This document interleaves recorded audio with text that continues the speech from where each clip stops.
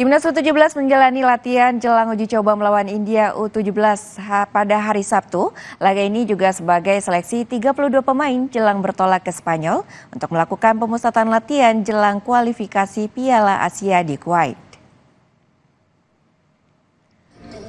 Timnas U17 menjalani persiapan terakhir di Stadion Gelora Trisakti Legian jelang bentrok kontra India U17 dalam laga uji coba.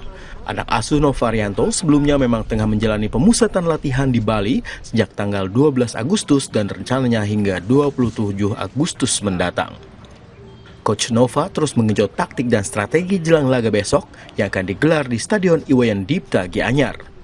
Setelah duel ini, rencananya skuad Timnas U17 akan bertolak ke Spanyol untuk menjalani pemusatan latihan lanjutan jelang kualifikasi Piala Asia U17. Kalau sekarang sih kemarin cuma 2 minggu aja latihan fisik dan sekarang lagi fokus ke taktikal buat lawan India nanti. Semoga lawan India nanti saya dan teman-teman saya bisa dapat yang terbaik buat lawan India. Semoga bisa menang 3 poin.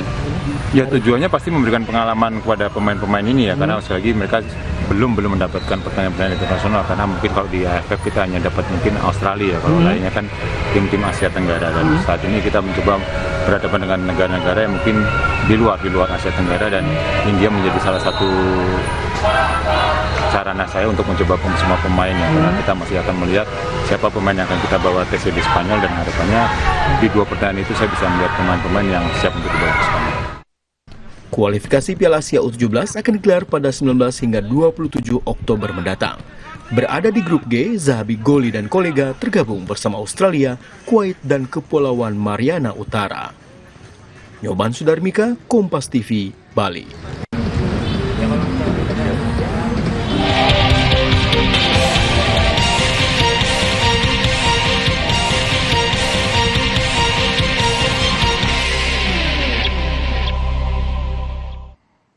Usai jeda, Kompas akan hadir membahas sejumlah berita harian Kompas edisi akhir pekan bersama rekan Dipo Nur Bahagia. Tetaplah bersama kami, saudara.